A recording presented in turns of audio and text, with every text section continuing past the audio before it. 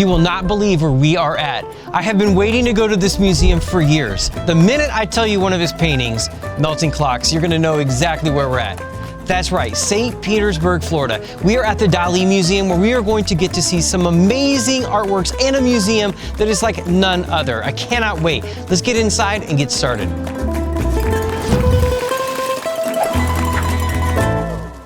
Okay, I gotta admit, I'm kind of geeking out. This has been one of my favorite paintings, I think ever since high school. But so tell me about it. I feel like I don't know enough about it, but I always love the three-dimensional qualities that it has. This one is the geopoliticus child watching the birth of the new man. This is all about the changes of time, and the really important thing is Dali at this point, he's living in America, he's exiled because of the war. He has just published his autobiography, and he's just basically decided that he is no longer going to be a surrealist, but he's going to become sort of a classicist.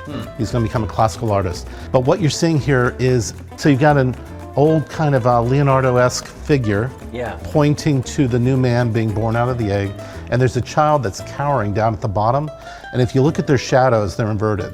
The older figure has the short shadow, the child has the long one, and so what you're seeing here is that Dali's aware that the world is changing, the war is changing everything, Europe is becoming less important, and he realizes that America is going to be the big superpower moving forward.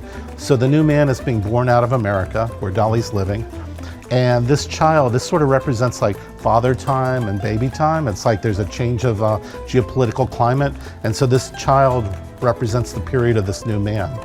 And then Dali uses all these things he borrows from the Renaissance. He borrows, this detail here is from Raphael. The detail of the face of the sort of hermaphrodite is from Leonardo da Vinci. And then he's got this this sort of like parachute, almost like a Batman penguin parachute. Dali was thinking of it as the placenta. Placenta parachute for the new man being born out of this world. And so when you start to see all those together, you see how it looks very much like a Renaissance painting. And also it becomes kind of friendly.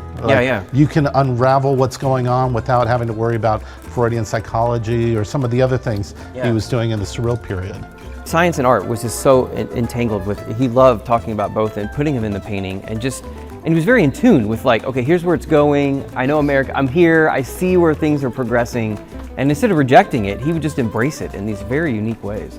And also, I think he identified himself as he was, in a way, the new man. He was being reborn in America. He was suddenly becoming a celebrity superstar. And it's because of this new allegiance with this great country called America. And now let's meet our first contestant. Will you come in and sign in, please?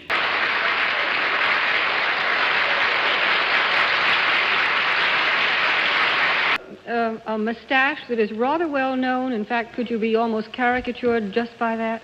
Yes. Oh, well, thank you, Arlene. Are you Salvador Dali? Salvador Dali is right.